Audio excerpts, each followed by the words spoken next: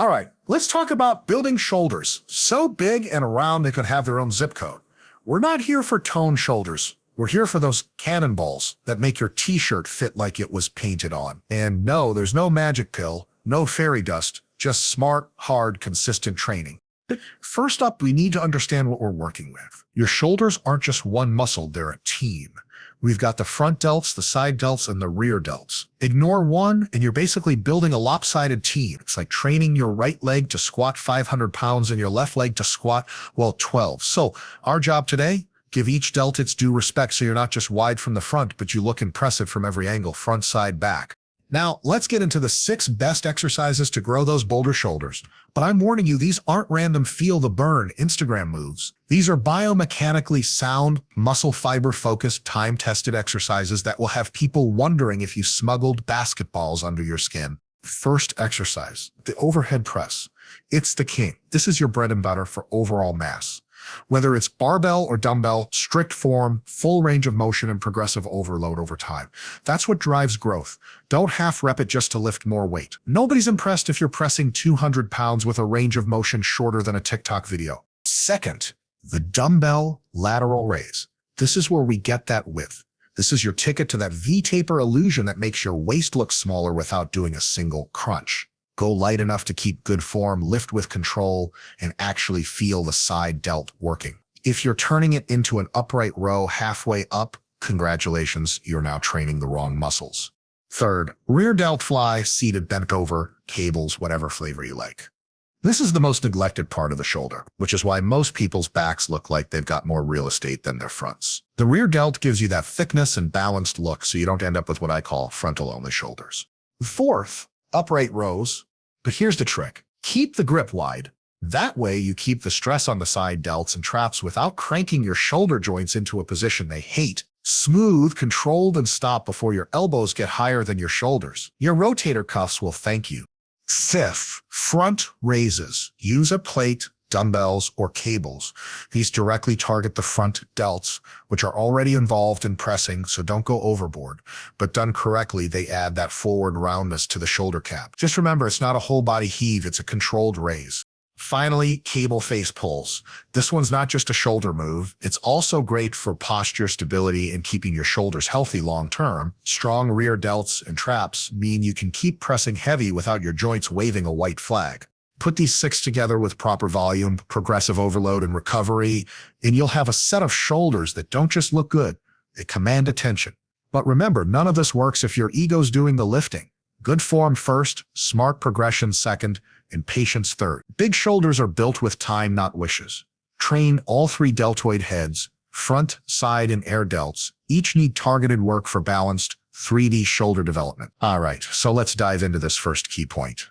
Training all 3 deltoid heads. Because if you don't get this part right, the rest of your shoulder training is basically a house of cards waiting to collapse. Your shoulders aren't one big slab of muscle that you can just hammer with 1 or 2 random lifts and expect them to look round, wide, and full. They're a 3-headed muscle group, front, side, and rear delts, and each one has a very specific role in making your shoulders look like boulders instead of pancakes. And here's the thing, a lot of people only really train one of those heads properly.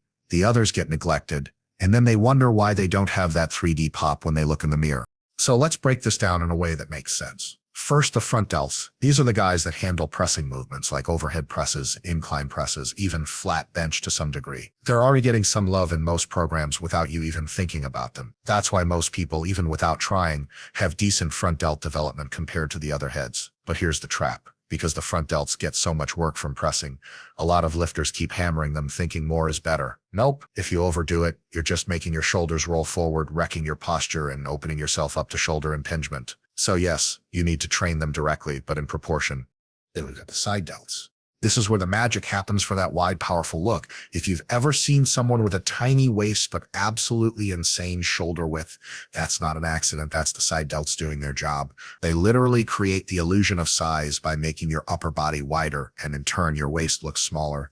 It's the easiest way to look more athletic without having to lose 20 pounds of fat. The side delts don't get a ton of work from presses, so you have to isolate them. Think lateral raises, upright rows with a wide grip, even certain machine variations. But here's the catch. Most people do these wrong. They swing the weights up, use momentum, and turn it into more of a trap exercise. Side delt work should be controlled with the delt doing the lifting, not your lower back or traps. If your ego is driving the set, your side delts aren't getting much of anything. And now, the rear delts, the most neglected muscle in the gym after the calves. You can spot a rear delt neglector from across the room. From the front, they might look solid, but from the side, their shoulders slope forward like a wilted flower. The rear delts aren't just about looking good, they're about balance and shoulder health. They pull the shoulders back, improve posture, and make your upper back look thicker and more complete. And here's the thing, rear delts are stubborn. They don't get much stimulation from pressing. They only get a little from pulling, and even then only in certain angles. So you have to hit them directly: face pulls, rear delt flies, reverse pec deck. If you skip this, your shoulders will never look fully round, and you're just setting yourself up for injuries later on. Training all three heads isn't just a vanity thing, it's also about joint longevity. The shoulder joint is one of the most mobile joints in the body, and with that mobility comes instability. If you only train the front delts and ignore the rest, you're basically pulling your shoulder forward out of alignment over time. Then you start feeling those little pinches, those weird pops, and suddenly your workout is half rehab exercises. If you want to keep lifting heavy for decades, you need balanced shoulder development. Now, how do we actually make sure we're training all three heads properly? The answer is programming with intent. You can't just throw in a couple of random shoulder exercises and call it a day. Think of your shoulder workout like building a meal. You need all the ingredients in the right portions. Your presses are your main protein source. They hit front delts hard with some carryover to the sides. Your lateral raises are your veggies. They fill in the gaps and give you the health and width benefits you need. And your rear delt work is your fiber, maybe not glamorous, but if you skip it, you'll regret it. Here's an example. Start with a heavy press. Could be barbell, could be dumbbell, just something where you can progressively overload over time. Follow that with lateral raises for higher reps, focusing on form and that burn in the side delts. Then finish with rear delt work, cables, reverse flies, or face pulls, also in the higher rep range to really pump blood into that stubborn area. You're not going to max out on rear delt flies. That's like trying to PR your bicep curls with bad form. It doesn't make sense. Keep it clean, controlled, and with enough volume to make them grow. Another thing most people forget, you don't have to train all three heads on the same day every time. If you're doing a push-pull leg split, your rear delts can get some love on your pull day, your front and side delts on push day. That way you're not overloading the front delts every time you touch a weight. It's about smart distribution of your work across the week. Bottom line, balanced shoulder development isn't optional if you want that big, round, powerful look. Neglect one head and your physique will always look incomplete, no matter how strong you are. Train them all, respect their role, and you'll not only look better, but you'll also lift better, stay healthier, and avoid those annoying shoulder aches that keep people from pressing heavy for years. Think long-term, because the guy who builds all three heads equally isn't just winning the size game now, he's winning it for the rest of his lifting career. Use proven compound and isolation movements. Overhead press for mass, lateral raises for width, rear delt work for balance, and accessory moves for detail. All right, let's talk about using proven compound and isolation movements, because this is where a lot of lifters go wrong. They either do way too much fluff that looks cool on social media, but builds about as much muscle as blinking really hard, or they only do the big heavy lifts and think that's enough to hit every muscle fiber. The truth is, if you want massive round shoulders, you need both the heavy compound movements that pack on overall mass and the precise isolation work that sculpts and shapes. This isn't a one or the other situation, it's a you need both situation. So what's a compound movement? That's a multi-joint exercise that uses several muscle groups at the same time. For shoulders, the king of compound lifts is the overhead press. Barbell, dumbbell, seated, standing.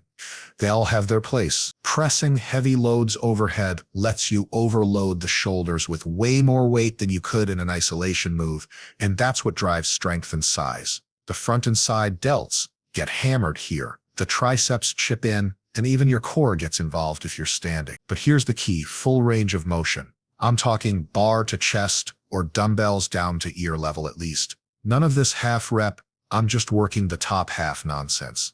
That's like ordering a pizza and only eating the crust. You're missing the good stuff. Now, the problem with compounds is they don't target everything equally. Overhead presses are amazing for mass, but they won't maximize side or rear delt growth. That's why you can see guys who can press a small car overhead, but still have flat, narrow shoulders from the side. This is where isolation comes in. An isolation movement is a single joint exercise that zeroes in on one muscle group, forcing it to work without much help from others. For side delts, the dumbbell lateral raise is the bread and butter. It's not flashy, it's not going to impress anyone with the weight you're using, but it will give you that wide, capped look when done consistently. And just like with compounds, form matters. If you're swinging the dumbbells like you're trying to swat flies, you're missing the point. Slow it down, control the weight, and keep tension on the delts. Rear delts. Same story. Compounds don't give them enough direct work, so you need targeted isolation like rear delt flies, reverse pec deck, or cable face pulls. And here's a bonus tip. Rear delts respond really well to higher reps and lots of volume. They're a stubborn muscle group, so don't be afraid to hit them with 3 or 4 sets of 12-20 reps. You're not going to grow your rear delts doing 3 heavy singles on a barbell row. That's just not how they work. One thing I see people mess up is exercise selection. They'll throw in random movements because they saw some shredded guy on Instagram doing it. The problem is you don't know if that shredded guy built his physique with that exercise or if he just likes it for a pump on camera. Stick to the basics first. Overhead press variations for mass, lateral raises for width, rear delt work for balance. Then, if you want to add in extra stuff like Arnold presses or cable laterals for variety, go for it. But make sure your foundation is solid first. Now, about the order of operations, there's a strategy here. You want to start with your compound lifts when you're fresh. That's when you can move the most weight with the best form, which is where you're going to make the most progress. If you burn yourself out with isolation work first, your compound numbers will tank and you'll limit your overall shoulder growth. So press first, then move into your lateral and rear delt work. That being said, there are exceptions. If your side or rear delts are seriously lagging behind, you might want to pre-fatigue them with isolation before you press. This way they get hit hard when you've got the most energy, and the press becomes a secondary movement for them. This is a strategy more advanced lifters might use, but it works well if you've got glaring weaknesses. And let's not forget about progressive overload. Whether it's compound or isolation work, you need to make it harder over time. That doesn't always mean slapping more plates on the bar every week. That's a one-way ticket to Snap City if your form isn't locked in. It can mean more reps with the same weight, shorter rest periods, slower tempo, or cleaner form. Isolation lifts in particular respond well to small, consistent increases in difficulty. If you've been using the same weight for lateral raises for 6 months, maybe it's time to add a little more or tighten up your execution so you're actually challenging the muscle. Another thing, don't overcomplicate it. You don't need 12 different shoulder exercises in a workout. 2 or 3 compounds spread across your week, plus 2 or 3 isolation moves is plenty. The goal isn't to throw the kitchen sink at your shoulders every session. It's to give them just enough stimulus to grow, then let them recover. More isn't always better. Better is better. And finally, there's the issue of ego lifting. Compounds already invite the ego. You want to press heavy, you want to see big numbers. That's fine as long as you're not sacrificing form. But with isolation, ego lifting is a killer. The moment you start using momentum and swinging the weights, the tension comes off the target muscle and you're basically wasting your time. The point of isolation is to feel that muscle doing the work, not to impress the guy next to you. So the takeaway here is simple. Compounds build the base. Isolations do the detailing. Use both, program them smart, and progress them over time. That's how you turn flat, average shoulders into massive round boulders that look like they're trying to bust out of your shirt. You don't need gimmicks. You don't need magic. You just need the proven basics done consistently, with the discipline to stick to the plan and the patience to see it through. Priority form over ego lifting. All right, so let's talk about form, because this is the hill I will die on when it comes to training shoulders. You can have the best program in the world, the perfect exercise selection, and the fanciest gym equipment. But if your form is garbage, your results will be garbage too. And not only that, your joints will eventually hate you for it. We're talking about the shoulder joint here, one of the most mobile and therefore most fragile joints in your entire body. You start throwing weights around like you're in a music video, and sooner or later you're going to be in the rehab section of the gym wondering where it all went wrong. Here's the reality. Big, strong, injury-free shoulders are built with controlled, full-range reps, not half reps, Not I kind of moved it, but momentum did most of the work reps. I'm talking deliberate, smooth, technically sound reps where the target muscle is doing the heavy lifting, not your traps, lower back, or whatever else decides to jump in when you get sloppy. Every time you pick up a weight, think about two things. Am I moving the weight through a range of motion that actually challenges the muscle, and am I controlling the weight the whole way? If the answer to either of those is no, then congratulations, you just turned a shoulder exercise into a joint stress test. Let's take the overhead press as an example. People love to load up the bar, get that big number, and then turn the press into some awkward half bounce, half push press hybrid. The bar moves maybe 6 inches. Their lower back is arched so far they could limbo under a coffee table, and somehow they're proud of it. That's not building shoulders, that's building lower back problems. A good overhead press means you're starting with a bar or dumbbells at a point where the shoulders are under load from the very beginning, pressing overhead without jerking or bouncing and lowering under control. If you have to turn it into a hip thrusting carnival ride just to get it up, you're going too heavy. Lateral raises. Oh boy, this one is a form disaster zone in most gyms. People grab dumbbells that are way too heavy, swing them up using momentum, shrug their traps like they're trying to become a turtle, and then let the weights crash down with zero control, and then they wonder why their side delts never grow. The secret to lateral raises is humble weights and strict form. Slight bend in the elbows, lead with the elbows, not the hands. Raise until you're around shoulder height and lower just as slowly as you lifted. No jerking, no swaying, no cheating. Your side delts will light up and you'll actually get the stimulus you're there for. Rear delt work is even trickier because you can't see them working in the mirror the way you can with front or side delts. This is where the mind-muscle connection becomes your best friend. Whether you're doing rear delt flies, reverse pec deck, or face pulls, think about pulling with the rear delt, not your traps or arms. That means using weights you can control, keeping your movements precise, and resisting the temptation to turn the exercise into some weird row or shrug hybrid. If you don't feel a burn in the back of your shoulders by the end of the set, you probably missed the mark. Now, why is form so important for shoulders in particular? Because unlike your legs or your back, your shoulders have a huge range of motion, but that also makes them more vulnerable to being in compromised positions under load. When you press, raise, or pull with bad mechanics, you're grinding your shoulder joint into positions it doesn't like, and you might get away with it for a while, but eventually you'll feel that little pinch in the front of your shoulder or that ache at night when you try to sleep on your side, and that's your body's way of saying, hey genius, maybe stop abusing me before I break. And here's the other thing, good form doesn't just protect you from injury. It makes the exercise more effective. When you control the weight and keep the tension on the target muscle, you're actually forcing it to work harder. That's how you grow. Momentum takes the work off the muscle. If the weight is flying up effortlessly because your whole body is helping, then the muscle you're trying to train is basically on vacation. Slow it down, feel it working, and your results will skyrocket. I get it. Strict form means you can't lift as heavy. And yes, it can bruise the ego a bit when you have to drop the weight to do it right, but here's the thing, no one cares what you lateral raise.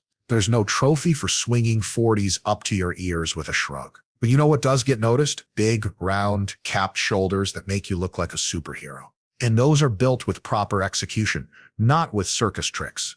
Now, that doesn't mean you have to be a robot. There's a place for a little controlled cheat or momentum in training, but it's a tool, not a habit. If you've already done your strict sets and want to push past failure with a bit of body English, fine, that can help overload the muscle. But if every rep of every set looks like you're trying to fight off an invisible attacker, you're not training the muscle anymore. So here's the bottom line. Form first, load second.